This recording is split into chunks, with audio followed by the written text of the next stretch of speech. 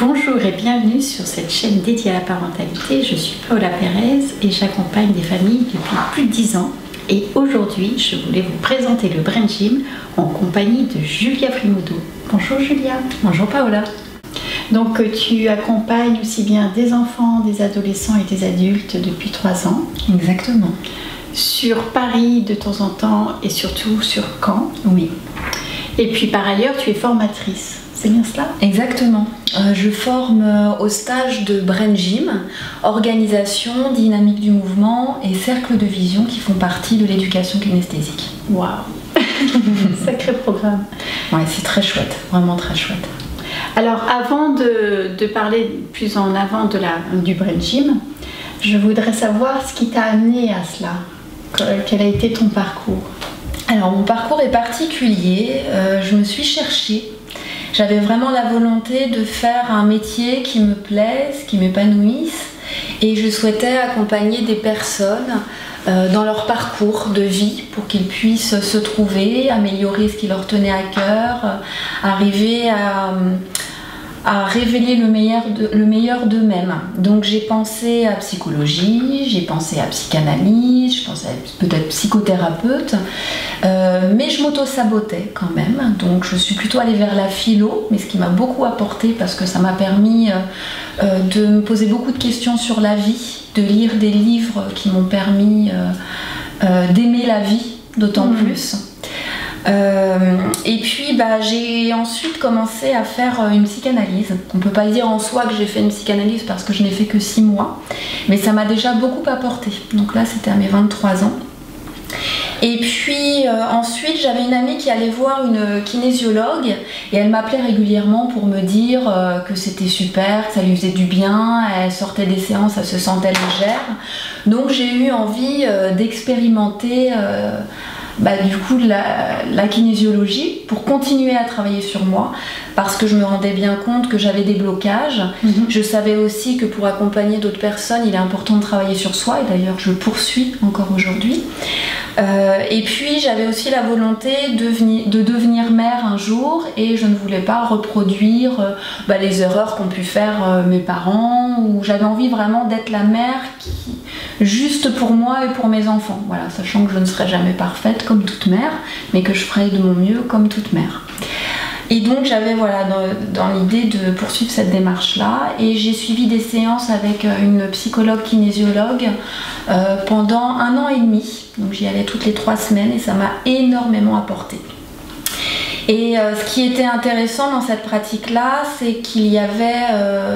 on tenait compte du corps, voilà, on n'était pas que dans le fait de parler, qui est aussi important, mais on tenait compte du corps. Et au départ, je ne me rendais pas compte à quel point c'était important, mais à un moment donné, je me suis retournée et j'ai vu les progrès que j'avais faits. Et je me suis rendu compte à quel point il était important de tenir compte de notre corps et de pouvoir l'équilibrer aussi pour accéder à un meilleur équilibre global. Et j'ai décidé de me lancer en kinésiologie. J'ai donc suivi la formation en Swing One Concepts, Touch for Health et éducation kinesthésique. Et en 2009, j'ai suivi un stage de Brain Gym avec Aura Salomon, qui était une femme merveilleuse, qui est malheureusement décédée aujourd'hui, mais elle m'a énormément apporté.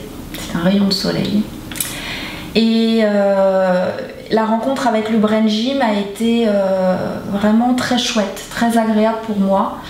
Et j'ai vraiment ressenti dans mon corps à quel point des mouvements simples, ludiques, pouvaient être efficaces et nous apporter de l'équilibre. Donc voilà, j'ai décidé de me lancer plus pleinement dedans. Et aujourd'hui, je l'enseigne donc du coup sur Paris par le biais du CCFK, Centre de consultation et de formation en kinésiologie, mais aussi sur Caen. Et justement, ça sera intéressant que tu nous dises un petit peu quelles sont les personnes qui viennent te voir et un peu leur démarche. Alors, je reçois beaucoup d'enfants, mais aussi des adolescents, des adultes.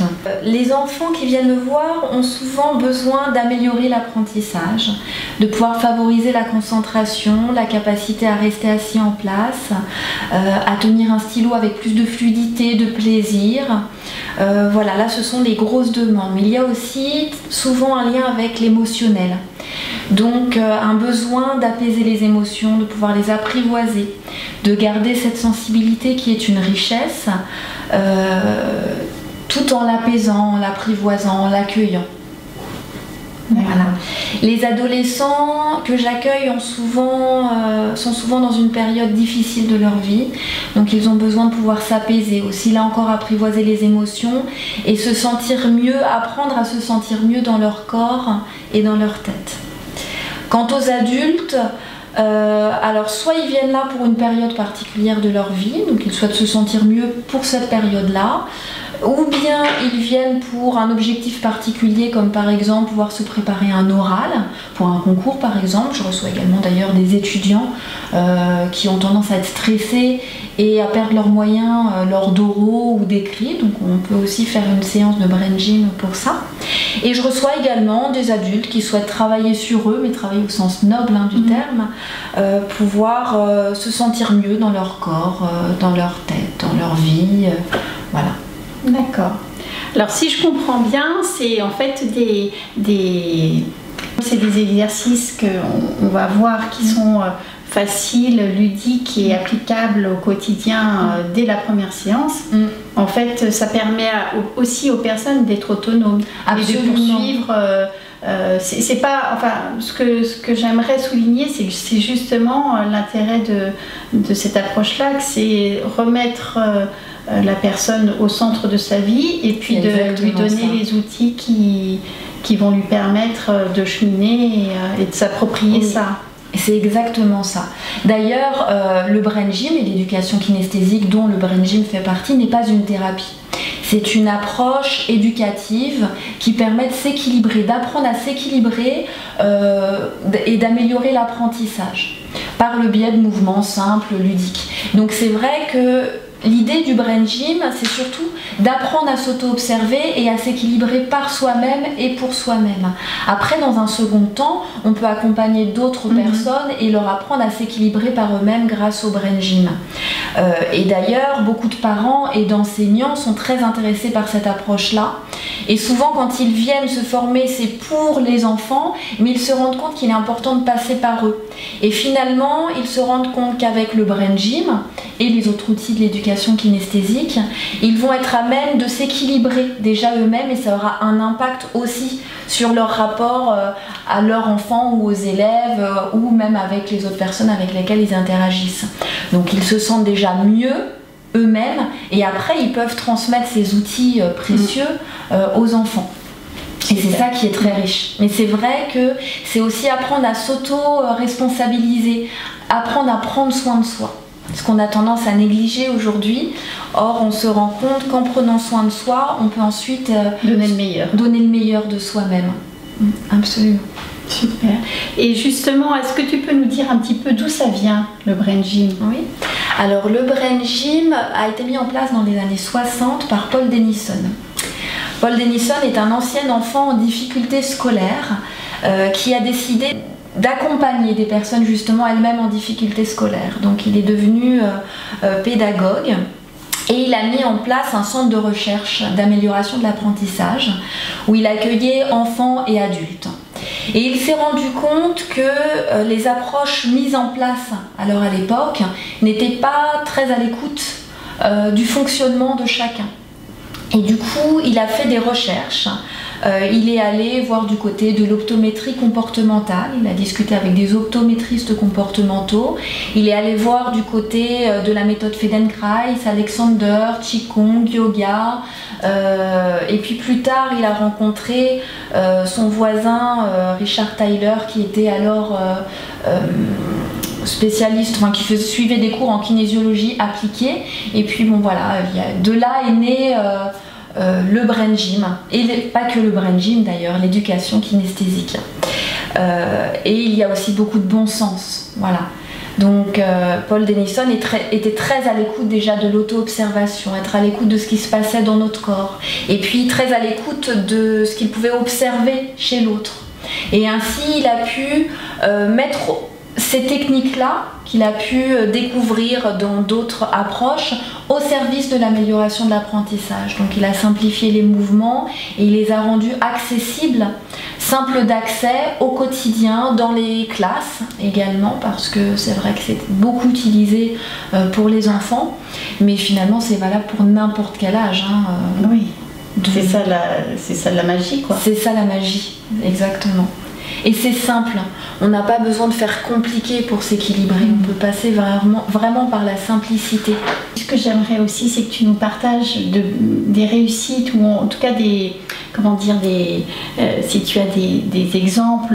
Lorsque j'ai découvert le Brain Gym, j'ai eu la chance de pouvoir l'utiliser avec des élèves, parce qu'à l'époque je travaillais dans une école qui accueillait des enfants classiques et des enfants précoces. Et certains enfants se sont pris de passion pour le Brain Gym. Moi je leur proposais, à ce moment-là j'étais surveillante, après je suis devenue adjointe de vie scolaire, et je leur proposais de faire du Brain Gym pendant l'étude par exemple. Certains acceptaient de le faire, d'autres n'avaient pas envie, bon il n'y avait pas de souci. Et certains ont vraiment senti dans leur corps les effets. Et je pense notamment à un enfant qui au départ ne tenait pas debout lorsque je proposais certaines activités, comme par exemple les contacts croisés, qu'on aura l'occasion de voir ensemble peut-être. Et en fin d'année, il se tenait droit. J'ai vu sa démarche vraiment s'améliorer au fil du temps. Et régulièrement d'ailleurs dans l'année, il venait me voir pour me demander ce qu'il pouvait faire d'autre. Donc il pratiquait chez lui le Brain Gym. Et j'ai même eu l'occasion de discuter avec sa mère. Et lui-même me le disait, qu'il a vu sa concentration s'améliorer, sa capacité à rester assis en place aussi, sa capacité à se déplacer dans l'espace, sa joie de vivre s'améliorer. Donc là, c'était rigolo parce que vraiment, il pratiquait simplement les activités au quotidien. Et puis hop, ça s'est amélioré. Et son équilibre postural et physique, mais aussi sa capacité à gérer les émotions, sa capacité à se concentrer, à lire, écrire. Il a vu sa capacité à écrire avec plus de fluidité, de rapidité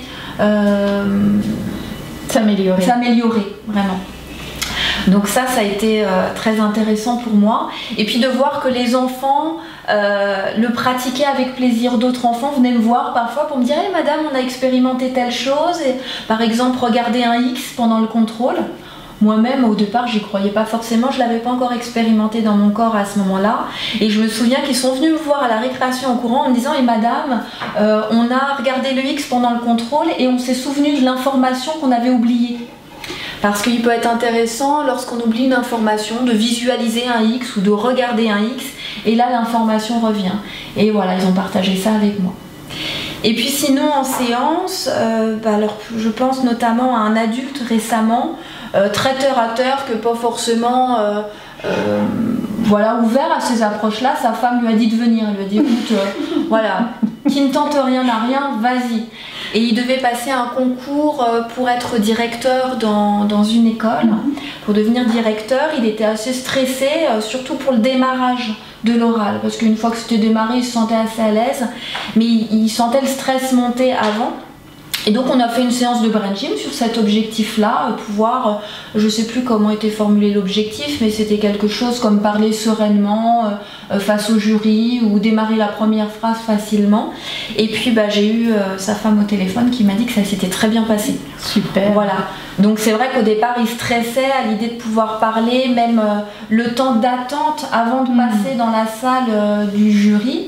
Et puis là ça s'est très très bien passé. Voilà, ce sont des choses simples comme ça. Ou alors j'ai déjà eu un enfant qui avait du mal à rester assis en classe. Donc la chaise était... la table même bougeait au fur et à mesure de la journée. Il avait du mal à se concentrer, à écouter forcément. Parce que quand on a du mal à rester assis en place, se concentrer c'est compliqué aussi.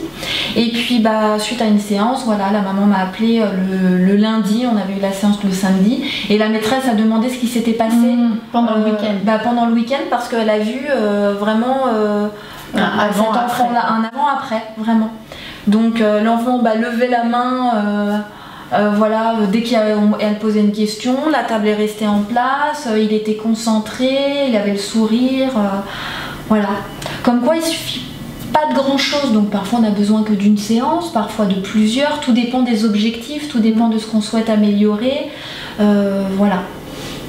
C'est chouette. C'est chouette. Oui. Et puis je voulais partager aussi une expérience, le témoignage d'une maman que je connais, qui en fait, c'est elle qui m'a présentée à toi. Oui. Et elle me racontait qu'elle était allée te voir pour son fils qui avait effectivement qui avait besoin d'améliorer ses capacités pour l'apprentissage. Et elle me racontait que déjà sur ces capacités-là, il y avait eu un grand progrès. Et ce qui m'a fait vraiment plaisir à entendre, c'est que l'effet secondaire de tout ça, c'était que son fils qui portait des lunettes n'a plus besoin de porter des lunettes. Absolument, ça peut être un effet secondaire positif. Oui, mais tout simplement parce que quand on détend la chaîne musculaire arrière, qui est souvent très tendue sous stress, à ce moment-là, le corps est comme en survie. Quand on détend la chaîne musculaire arrière, à ce moment-là, ça détend aussi les nerfs optiques et du coup, voilà, on est moins en survie. Donc les yeux sont plus détendus aussi, ça peut arriver. Bon, après, ça peut être lié à d'autres choses aussi. Le brain gym peut permettre d'améliorer la vue et la vision de manière générale, la manière de voir. On est capable de prendre plus de recul pour aller de l'avant, d'accéder aux détails, à la vue d'ensemble, aux détails. Et puis c'est aussi le moyen de retrouver la capacité d'émerveillement, de retrouver l'œil du débutant. Donc effectivement, ça a forcément un impact aussi, enfin forcément, ça peut avoir un impact sur la vision. Donc ça, j'ai trouvé ça chouette. C'est chouette. C'est chouette. J'imagine que tu pourrais avoir un livre d'or avec plein de belles choses partagées, tellement cette approche est intéressante et riche. Ouais. Et variée. Et variée, mais simple. Voilà. Super. Donc toi, je mettrai en lien ton site pour qu'on puisse te contacter. Oui. Et puis donc tu consultes sur Caen. Je consulte sur Caen et une fois par mois sur Paris. Donc je viens 1 ou 2 jours par mois d'affilée sur Paris en fonction des besoins. Voilà. C'est dans quel arrondissement? Dans le 12e arrondissement, métro Michel Bizot ou Bel Air. Super. Écoute, je te remercie beaucoup pour cette présentation. Avec grand plaisir. Nous nous retrouvons tout bientôt pour justement des cas plus spécifiques et l'accompagnement par le brain gym. D'ici là, écoutez, je vous remercie de partager cette vidéo, de faire connaître cette approche autour de vous abonner et de marquer j'aime pour la vidéo. Et je vous retrouve très bientôt pour d'autres interviews. Merci. Merci, à bientôt. Au revoir.